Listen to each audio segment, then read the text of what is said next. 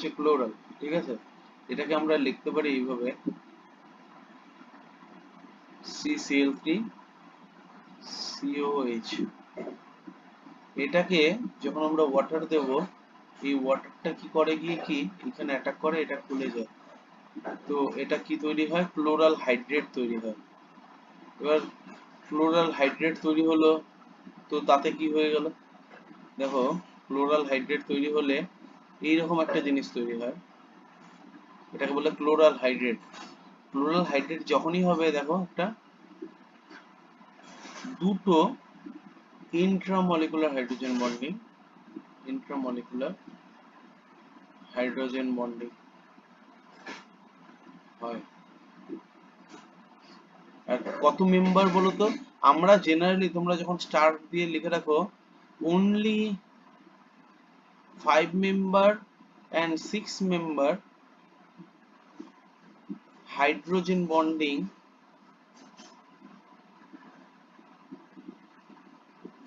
is favorable, ঠিক আছে। only 6 member আর 5 member hydrogen bonding আর possible. কি করে বুঝলাম, দেখো এখানে যে হাইড্রোজেন বন্ডিংটা হয়েছে তার ফলে একটা রিং টাইপের তৈরি হয়েছে, এই যে রিং, এই রিংটা কতজনের মেম্বারের মধ্যে হয়েছে, 1 2 3 4 5, তাহলে 5 মেম্বার। এইখানে দেখো 2 3 4 5, তার মানে এটা 5 member. Always 5 member and 6 member hydrogen bondings are more stable, ঠিক আছে। এই কথাটা স্টার দিয়ে লিখে রাখো। 4 মেম্বার হলে কিন্তু অতটা হাইড্রোজেন বন্ডিংটা পসিবল হয় না, কারণ সেইখানে যখনই আমাদের হাইড্রোজেন বন্ডিং করতে যাই, যদি আমাদের রিংটা 4 মেম্বার হয় তাহলে সেখানে আমাদের অ্যাঙ্গেল স্ট্রেইন আসে, ঠিক আছে। একটা স্টার দিয়ে লিখে রাখো।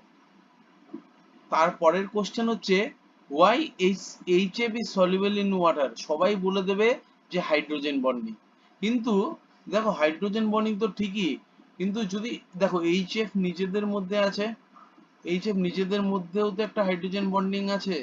আর আমরা জানি হাইড্রোজেন হচ্ছে এইচএফ এর মধ্যে মোস্টলি পজিটিভ আর ফ্লুরিন হচ্ছে মোস্টলি নেগেটিভ। তার মানে এইখানে একটা নেগেটিভ, এইখানে একটা পজিটিভ অলওয়েজ আছে। যদি সেটা থেকে থাকে তাহলে আমরা দেখব যে এইখানে সবচেয়ে বেশি পজিটিভ আর এখানে সবচেয়ে বেশি নেগেটিভের মধ্যে যে ইন্টারাকশনটা সেটাও সবচেয়ে বেশি হওয়ার কথা। তার মানে হাইড্রোজেন বন্ডিং এর যে মানটা সেটাও প্রচন্ড বেশি হওয়ার কথা। কিন্তু তাহলে যখন আমরা বলছি যে ওয়াটারের মধ্যে গেলে ওয়াটারে সলিউবল হয় কেন এইচএফ, আমরা বলে দিই হাইড্রোজেন বন্ডিং হয়। আরে বাবা, এইখানে তো নিজেদের মধ্যেও হাইড্রোজেন বন্ডিং সবচেয়ে বেশি স্ট্রং ছিল, স্ট্রং ছিল, তাহলে ওয়াটারে সলিউবল হচ্ছে কেন? ওয়াটারে আমরা জানি ওয়াটারে কি হাইড্রোজেন যেগুলো আছে সেগুলো, এইখানে হাইড্রোজেনটা যতটা বেশি আমাদের পজিটিভ আছে ডেল্টা পজিটিভ, এইখানে কিন্তু হাইড্রোজেনটা তার থেকে কম আমাদের ডেল্টা পজিটিভ আছে। তার মানে এইচএফ এর সঙ্গে যে ডেল্টা পজিটিভ, ধরো এইটা হচ্ছে 2 ডেল্টা পজিটিভ কোয়ান্টিটি, এটা কিন্তু শুধু ডেল্টা, কারণ 1 নম্বর হচ্ছে ফ্লুরিনের থেকে অক্সিজেন কম ইলেকট্রোনেগেটিভ, তারপরে একটা অক্সিজেনের সঙ্গে আমাদের দেখতে পাচ্ছি দুটো হাইড্রোজেন আমাদের আছে। তার মানে দেখো এইদিকে অক্সিজেন যখন ইলেকট্রোনেগেটিভিটির দরুন নিজের দিকে ইলেকট্রন টানছে, এইভাবে নিজের দিকে ইলেকট্রন টানছে, তখন কিন্তু দূর দিকেই টানছে। তার মানে কি আমাদের ডেল্টা পজিটিভ চার্জটাও কিন্তু কম জেনারেট হচ্ছে, মানে একই এক্সটেন্টে টানতে পারছে না। কিন্তু এখানে এইচএফ 1 নম্বর হচ্ছে ও মোস্টলি ইলেকট্রোনেগেটিভ, তারপরে দেখা যাচ্ছে যে ও এই আমাদের হাইড্রোজেনটার থেকে ইন্ডাকটিভ এফেক্ট দিয়ে বেশি পরিমাণে টানছে।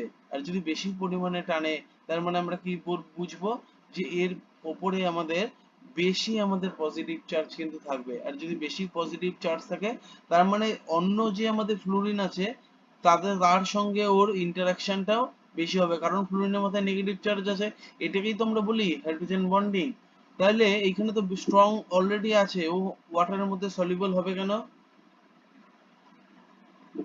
ওয়াটারের মধ্যে সলিউবল হবে কেন?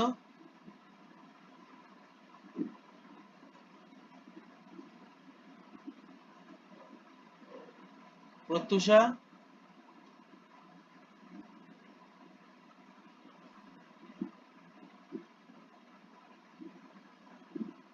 প্রত্যুষা সলিউবল হবে কেন? শুনতে পাচ্ছ সবাই?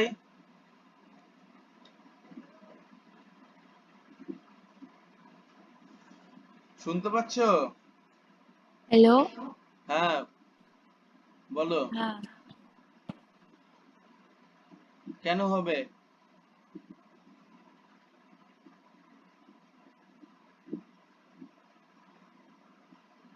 তীর্থঙ্কর,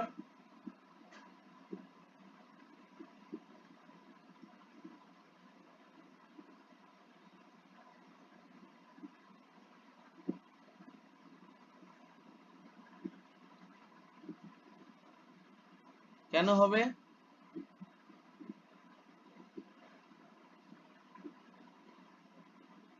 এই দেখো, এইচএফ যখন নিজেদের মধ্যে যখন আছে তখন এইভাবে আছে, এইটা ডেল্টা মাইনাস, এইটা ডেল্টা প্লাস, এইটা ডেল্টা মাইনাস, এইটা ডেল্টা স্যার প্লাস। এখানে কি এফ এর যে ইলেকট্রোনেগেটিভিটিটা আছে হ্যাঁ, ওটা তো হ্যালোজেন্স এর মধ্যে হাইয়েস্ট, হ্যাঁ, এফ এর ইলেকট্রোনেগেটিভিটি। হ্যাঁ। তো তো ওটা তো একটা অ্যাট্রাক্ট করার জন্য একটা টেন্ডেন্সি আছে ওর। হ্যাঁ, একটা করে বলেই তো মানে হাইড্রোজেন বন্ডিং হয়। হ্যাঁ, হ্যাঁ।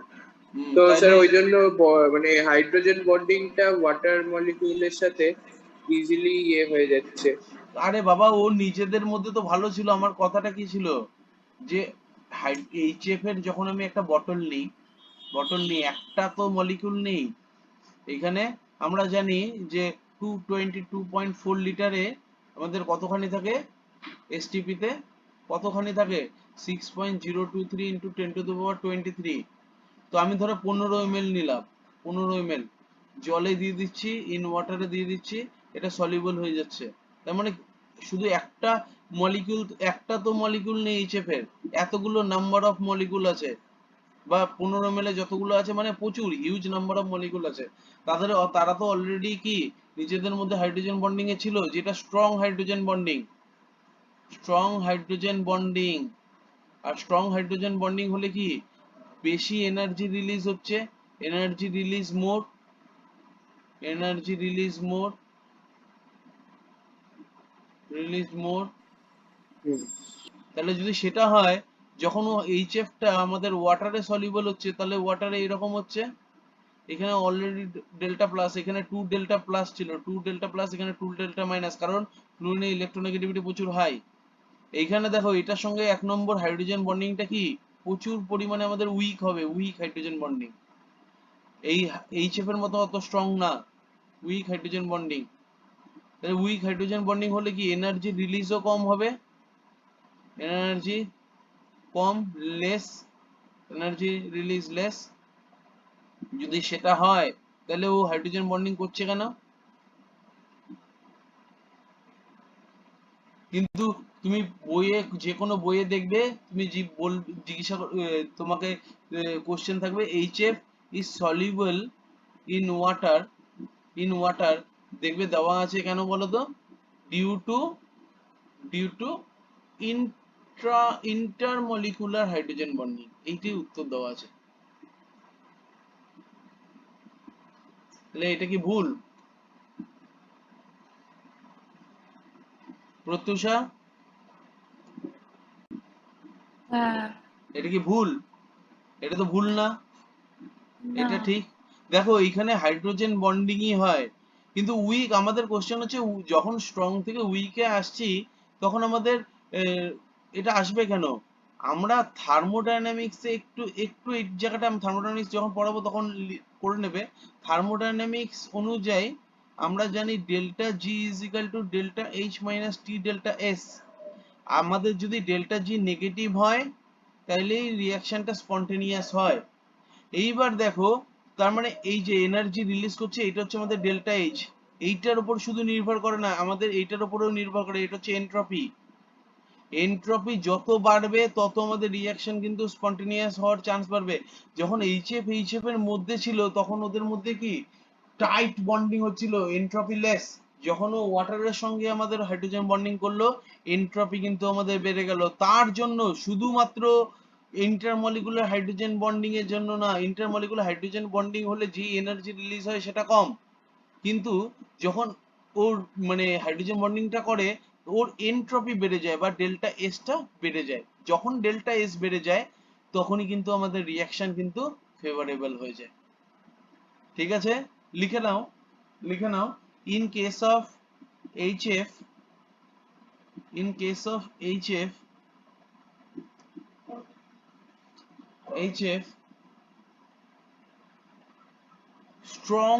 strong intermolecular hydrogen bonding, strong intermolecular hydrogen bonding present, but when HF dissolve in water, but when HF dissolve in water,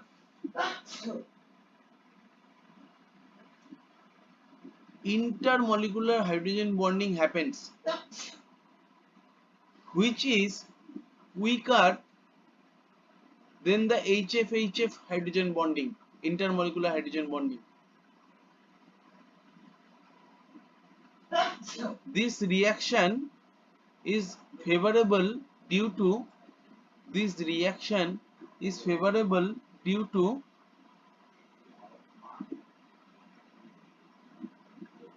this reaction is entropically driven process.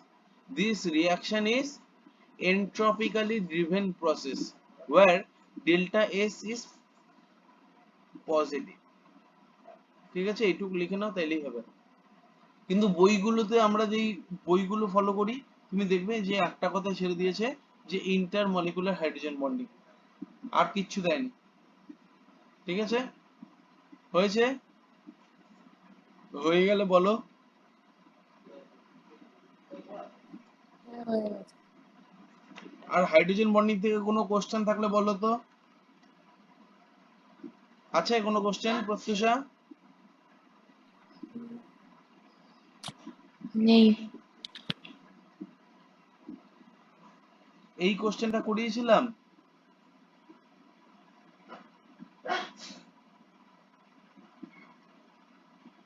প্যারানাইট্রোফেনল আর অর্থোনাইট্রো করেছিলাম। হ্যাঁ, কোনটা বেশি অ্যাসিডিক?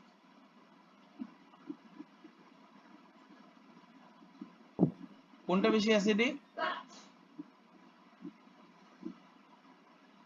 ইয়েটা প্যারা। কেন অর্থটা না কেন? কারণ অর্থটার মধ্যে ইন্ট্রামলিকুলার দেখ- H বন্ডিং হয়।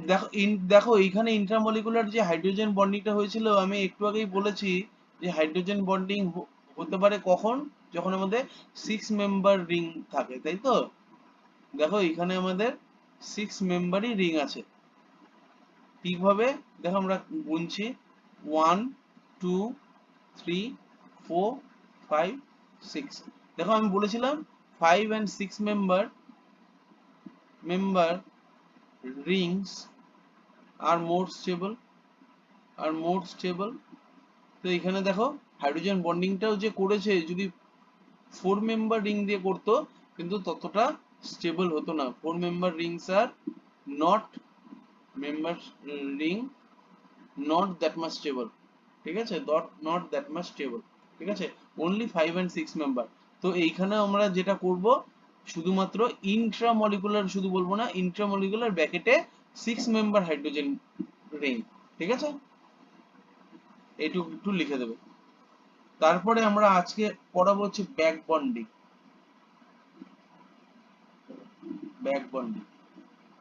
ব্যাক বন্ডিং পড়ানোর আগে একটু লিখে নাও, একটু ব্রিফ লিখে দিই।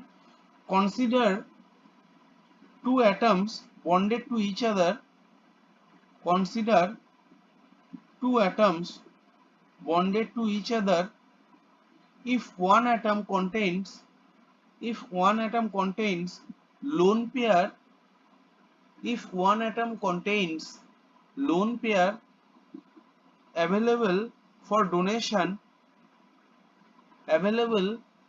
donation to second atom which has empty orbital to accommodate this lone pair, which has empty orbital to accommodate the lone pair, then a full partial coordinate bond or partial coordinate bond may be formed between them. This phenomena, which involves transfer of lone pair from filled shell to an atom to failed shell to an atom having empty orbital to receive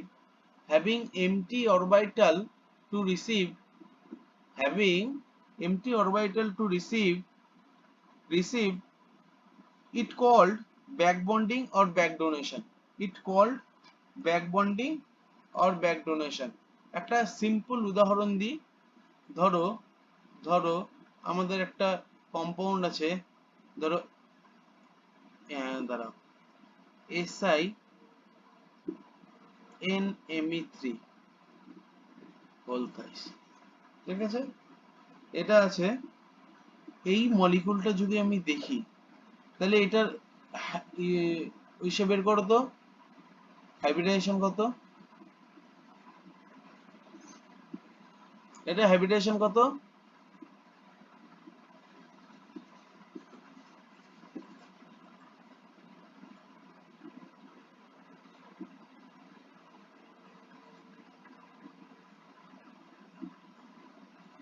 R BF3 এর হাইব্রিডাইজেশনটা বের করো।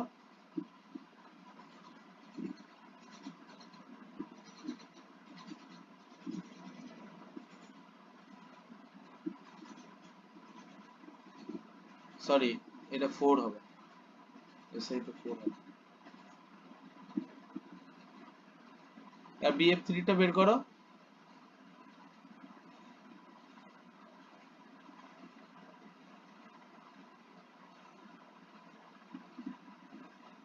প্রথমটা sp3, একদম, তারপরটা sp2। হ্যাঁ, এইবার দেখো যদি আমরা BF3 নিই তাহলে আমরা জানি, এই দেখো বোরন আছে, এটা কি স্ট্রাকচার বলে?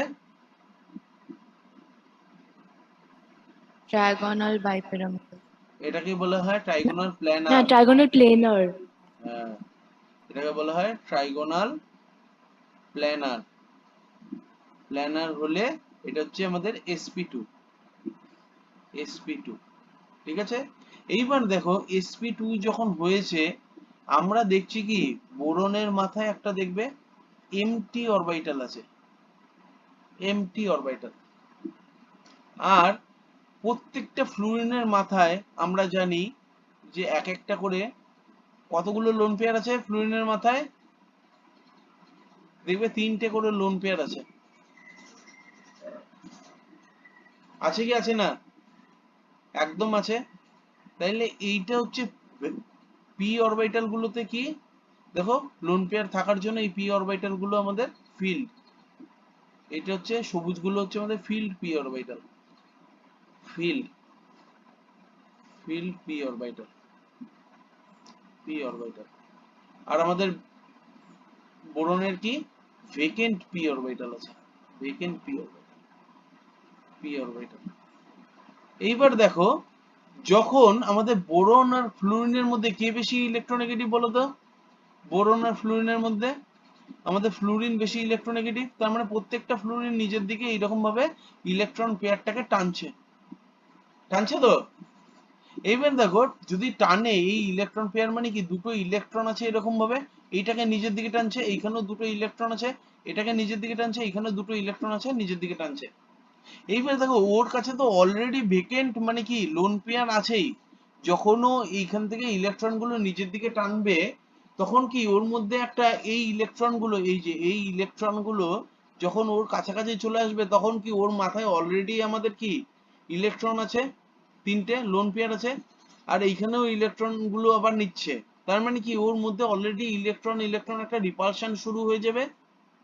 এইবার দেখো তার মানে কি ও যখনই ইলেকট্রন রিপালশন বাড়লো, ও কি করে এই ভেকেন্ট থেকে এই ফিল্ড অরবিটাল থেকে এই ভেকেন্ট অরবিটালে যাওয়া শুরু করে থ্রু পাই বন্ডিং। দেখো এইভাবে দেওয়া শুরু করলো, দেখো বুঝতে পারলে কিনা? তার মানে এখানে কি হলো, এক নম্বর হচ্ছে এইটা হচ্ছে আমাদের সিগমা বন্ডিং, যেটা BF3 এর এইগুলি ছিল, দেখো এইগুলো হচ্ছে আমাদের সিগমা বন্ডিং, আমি লিখে দিচ্ছি, এইগুলো হচ্ছে আমাদের সিগমা বন্ডিং। সিগমা বন্ডিং মানে, সিগমা বন্ডিং মানে কি, হেড অন ওভারল্যাপের দ্বারা যেইগুলো বন্ডিং। আর এই ফিল্ড অরবিটালের সঙ্গে, এই ফিল্ড অরবিটালের সঙ্গে ওর যে, ওর যে ভেকেন্ট অরবিটাল আছে বোরনের, এই ভেকেন্ট অরবিটাল আছে এর সঙ্গে দেখো একটা পাই অরবিটাল হচ্ছে। কিভাবে পাই ডোনেশন হচ্ছে, দেখো সিগমা দিয়ে ও কি করছে, ফ্লুরিনটা নিজে নিচ্ছে, কারণ ও বেশি ইলেকট্রোনেগেটিভ। আর পাই দিয়ে কি করছে, ও ডোনেশন করছে। তার মানে সিগমা অ্যাকসেপ্ট করছে, আর পাই কি হচ্ছে, ডোনেশন করছে। দেখো তো, এই কথাটা বুঝতে পারলে নাকি?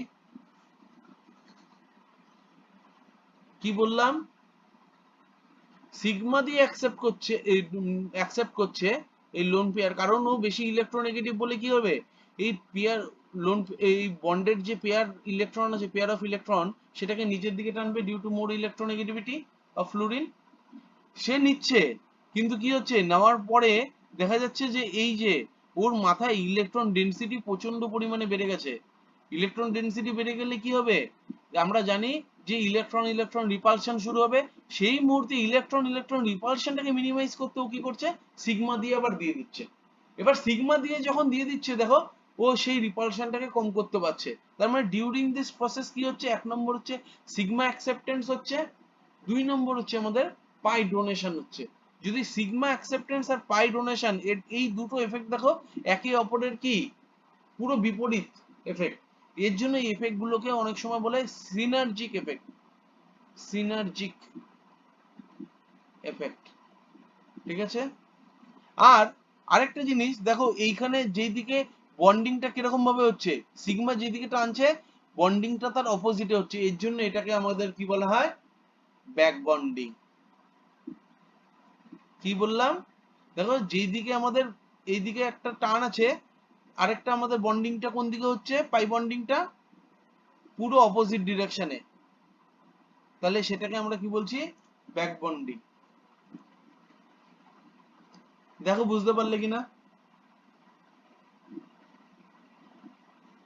অনুভব বুঝতে পেরেছো, রিতমকর বুঝতে পেরেছো?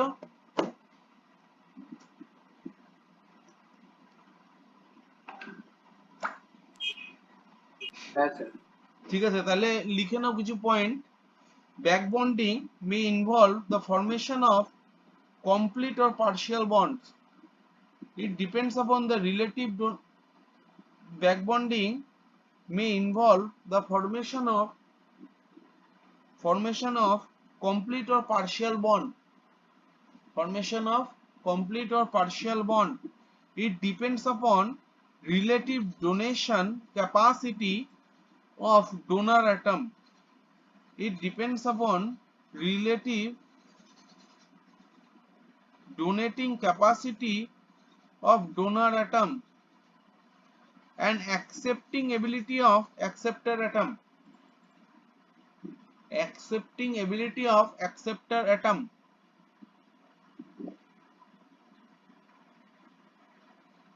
The atom having lone pair of electron, the atom having lone pair of electron may act as a donor atom, may act as a donor atom. On the other side,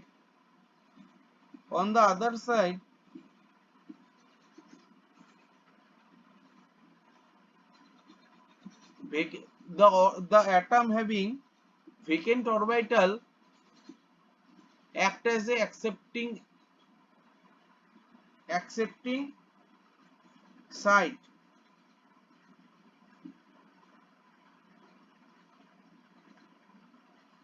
Third হচ্ছে back bonding takes place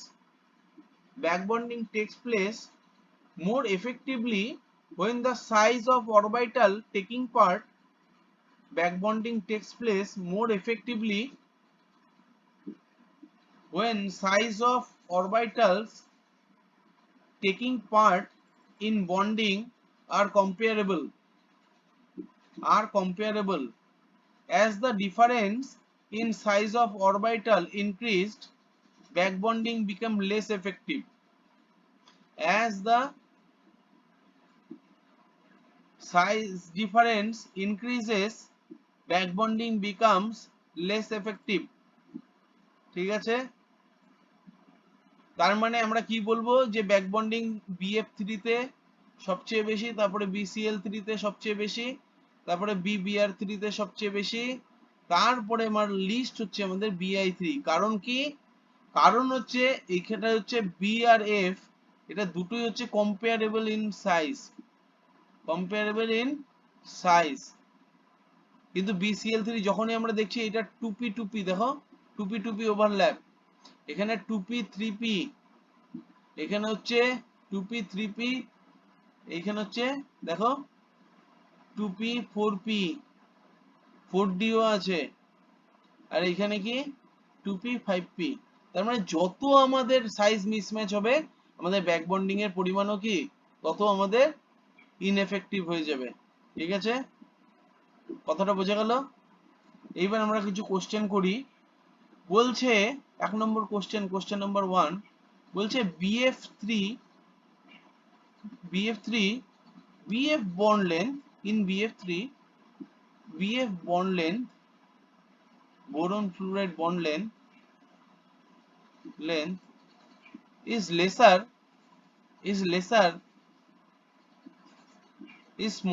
smaller than BF4 minus molecule. Explain. 1 নম্বর question. 2 নম্বর question হচ্ছে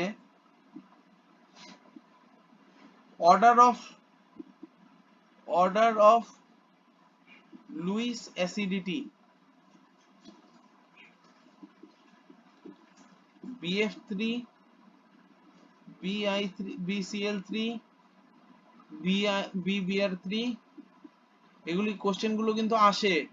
BI3 এটা কিন্তু school plus ভালো ভালো জায়গায় পরীক্ষার জন্য কিন্তু এটা ভেরি ভেরি ইম্পর্টেন্ট, এই যে যেগুলো করাচ্ছে। কোশ্চেন নাম্বার 3 বলছে CHCl3 chloroform is more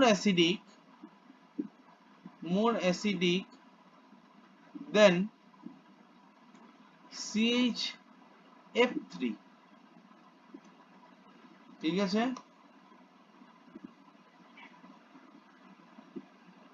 এটা করো, এই তিনটে করো।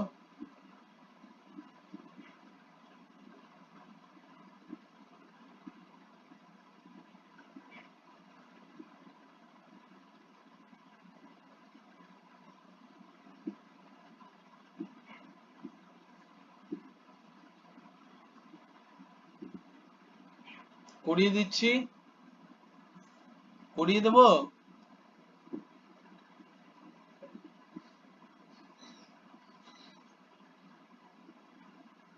প্রত্যুষা হ্যাঁ করানো শুরু করব? হ্যাঁ ওকে, তাইলে আমাদের প্রথমে কি আছে, কোশ্চেন 1 আছে হচ্ছে বলছে BF3 তে BF যে বন্ড লেন্থ আছে সেটা হচ্ছে আমাদের স্মলার কার থেকে BF4 মাইনাসে যে BF বন্ড আছে তার থেকে।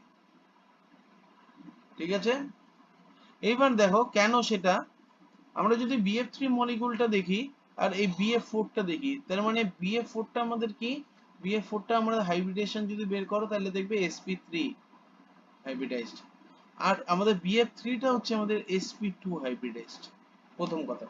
আর sp2 হাইব্রিডাইজড হলে আমাদের দেখো এই ট্রাইগোনাল প্ল্যানার হচ্ছে আমাদের স্ট্রাকচার, তাহলে আমরা এইভাবে এঁকে নিলাম। এই অবস্থায় দেখো এদের মধ্যে কি হচ্ছে, একটা ব্যাক বন্ডিং হচ্ছে, দেখো এই BF, এইটা হচ্ছে আমাদের কি vacant p orbital, p orbital. আর আমাদের কি আছে, এটা এটা হচ্ছে আমাদের ফিল্ড পি অরবিটাল। এরও তো 2p, field p orbital, filled p orbital. এইবার দেখো তাহলে আমাদের কি হচ্ছে, প্রথমে এই ফ্লুরিন গুলো কি করবে, ফ্লুরিন গুলো নিচের দিকেই টানবে, কারণ মোস্ট ইলেকট্রোনেগেটিভ, টানছে। তারপরে পরম মুহূর্তে কি হচ্ছে, যখন আমাদের এই লোন পেয়ার গুলো এই ফ্লুরিনের মাথায় চলে আসছে, তখন কি আমাদের due to strong electron electron রিপালশনের জন্য ও আবার পাই দিয়ে আমাদের কি ফেরত দিচ্ছে, তার মানে একটা পাই বন্ডিং ও হচ্ছে, পাই ডোনেশন করছে, পাই বন্ডিং ও হচ্ছে। এই রকম এটারও 2p, এটারও 2p, এই বন্ডিংটাকে বলা হয় 2p ব্যাক বন্ডিং, পি পাই ব্যাক বন্ডিং। কি বলবো, পি পাই ব্যাক বন্ডিং। কি বলবো, পি পাই ব্যাক বন্ডিং। যখন দুটো পি অরবিটালের মধ্যে হবে সেটাকে আমরা কি বলবো, পি পাই ব্যাক বন্ডিং। দেখো এর 2p, এরও 2p, এর ফিল্ড 2p, এর ভেকেন্ট 2p-র মধ্যে একটা বন্ডিং হচ্ছে, তার জন্য এটাকে বলা হয় আমাদের পি পাই ব্যাক বন্ডিং। এবার পি পাই যখন ব্যাক বন্ডিং হলো, আমরা দেখছি কি একটা পাই বন্ডিং হচ্ছে along with sigma bonding. Sigma bonding তো আছেই, তার সঙ্গে একটা পাই ক্যারেক্টার আসছে, পাই বন্ডিং ও হচ্ছে। এবার পাই বন্ডিং হলে আমাদের কি হবে, আমরা ডবল বন্ড ক্যারেক্টার আসছে, ডবল বন্ড। ডবল বন্ড যদি ক্যারেক্টার আসে, ডবল বন্ড ক্যারেক্টার আসলে কি হবে, আমাদের বন্ডটা কি স্ট্রঙ্গার হবে, আর বন্ড স্ট্রঙ্গার হলে আমাদের কি বন্ড লেন্থ ছোট হবে, বন্ড লেন্থ তার জন্য স্মলার, স্মলার। কিন্তু ইন কেস অফ BF4 দেখো এটা এরকম, এইরকম, এইরকম, এই বি এর মাথায় মাইনাস। দেখো এটা sp3, তার মানে আমরা পাই বন্ডিং করতে গেলে আমাদের প্রথম শর্ত কি ছিল, যে পি অরবিটাল গুলোকে কি হতে হবে, পি অরবিটাল গুলোকে সেম প্লেনে বা প্যারালাল থাকতে হবে।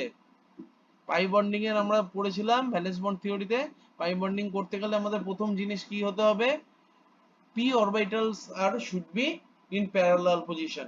তাহলে প্যারালাল, এখানে তো p orbital গুলো due to tetrahedral structure, p orbital গুলো কি প্যারালাল নেই, প্যারালাল নেই। তার মানে কি আমাদের আমাদের পাই ক্যারেক্টার নেই, তার মানে কি শুধু সিগমা ক্যারেক্টার। তার মানে এইখানে তো পাই প্লাস সিগমা দুটোই আছে, তার মানে কি bond strong, bond is smaller. দেখো বুঝতে পারলে কিনা প্রত্যুষা, বুঝতে পেরেছো? হ্যাঁ। তীর্থঙ্কর,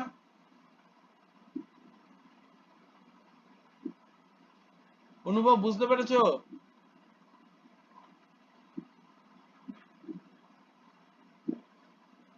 অনুভব, ভেরি গুড, ঠিক আছে। তার মানে এইটা এইটা নিজের মতন করে একটু জায়গা ফাঁকা রেখে দাও, নিজের মতন করে লিখে নেবে, পরে যেটুকু বুঝলে সেটুকু পরে লিখে নেবে। সেকেন্ডের কোশ্চেনটা কি আছে, কোশ্চেন নাম্বার 2, একটু জায়গা ফাঁকা রেখে পরে লিখে নেবে, দেখে বুঝতে পেরে যাবে যে কি দিয়েছে। বলেছে লুইস অ্যাসিডিটি অর্ডারটা বের করতে, লুইস অ্যাসিডিটি, ঠিক আছে। লুইস অ্যাসিড আমরা কাদের বলি, যেমন আমরা BF3 কে বলি। আমরা বলেছিলাম অক্টেট রুলের সময় যে এদের দেখছিলাম আমরা 6 ইলেকট্রন হচ্ছিল, অক্টেট কমপ্লিট হচ্ছিল না, 8 ইলেকট্রন হচ্ছিল না। এবার 8 ইলেকট্রন না হলে আমরা কি জানতাম, অ্যাকর্ডিং টু অক্টেট রুল আমাদের যাদের 8 ইলেকট্রন হবে তাদেরকে আমরা স্টেবল বলি। এইখানে যেহেতু আমাদের 6 ইলেকট্রন হচ্ছে, তাহলে অ্যাকর্ডিং টু অক্টেট রুল এদের অলওয়েজ একটা টেন্ডেন্সি থাকবে যে ইলেকট্রন পেয়ারকে অ্যাকসেপ্ট করার। সের জন্য তার জন্য আমরা এই কম্পাউন্ড গুলোকে বলি, যাদের ইনকমপ্লিট অক্টেট আছে তাদেরকে আমরা কি বলি, লুইস অ্যাসিড। মানে তারা একটা ইলেকট্রন পেয়ার বা আনশেয়ার্ড পেয়ার অফ ইলেকট্রন এগুলোকে অ্যাকসেপ্ট করতে পারে, তার জন্য আমরা কি বলি, এদের লুইস অ্যাসিড। এইবার দেখো এর লুইস অ্যাসিডের মধ্যে আছে হচ্ছে BF3, BBr3, BCl3 আর BI3। এইবার দেখো আমরা একটু আগেই বলেছিলাম যখন আমাদের সাইজ মিসম্যাচ বাড়বে, পাই বন্ডিং আমাদের কি হবে, কমবে, কমবে। তার মানে BF3 তে পাই বন্ডিং দেখো 2p সবচেয়ে ভালো ব্যাক বন্ডিং হবে, তারপরে 2p 3p, 2p 3p, তারপর 2p 2p, এটা কি 4p ছিল, তারপর 2p 3p 2p 3p, তার মানে 2p 2p পর 2p 3p, তারপর 2p 4p, তারপর 2p 5p, এরকম হবে, কারণ মিসম্যাচিং অফ সাইজ। এবার দেখো যদি এখানে ব্যাক বন্ডিং বেশি হয় তাহলে আমরা কি বলতে পারবো, এই যে সিগমা ডোনেশনটা এটাও ভালো হবে। সিগমা ডোনেশন যদি ভালো হয় এইখান থেকে ফিল্ড থেকে, যদি ভেকেন্টে সিগমা ডোনেশন পাই ডোনেশন যদি ভালো হয় সিগমা অ্যাকসেপ্টেন্স করবে, আর পাই ডোনেশন যদি ভালো হয় তাহলে আমাদের কি এইটা আর ততটা আমাদের কি ভেকেন্ট রইলো না পাই ডিউ টু পাই ডোনেশন। আর যার পাই ডোনেশন যত ভালো হবে এই যে এই ভ্যাকেন্ট অরবিটালটা যেটা আছে বোরনের সেটা কি ততটা বেশি ভ্যাকেন্ট থাকবে না। আর যদি ভ্যাকেন্ট না থাকে তাহলে কি আনশেয়ার পেয়ার অফ ইলেকট্রন বা ইলেকট্রন অ্যাকসেপ্টিং যে নেচারটা সেটাও কমে যাবে, তাই তো? তাই তো? তার মানে আমরা হ্যাঁ বলতে তার মানে আমরা বলতে পারি Bi3 হচ্ছে সবচেয়ে বেশি লুইস অ্যাসিড, কারণ কারণ কি ওর এই যে পাই ডোনেশনটা এটা কি হচ্ছেই না,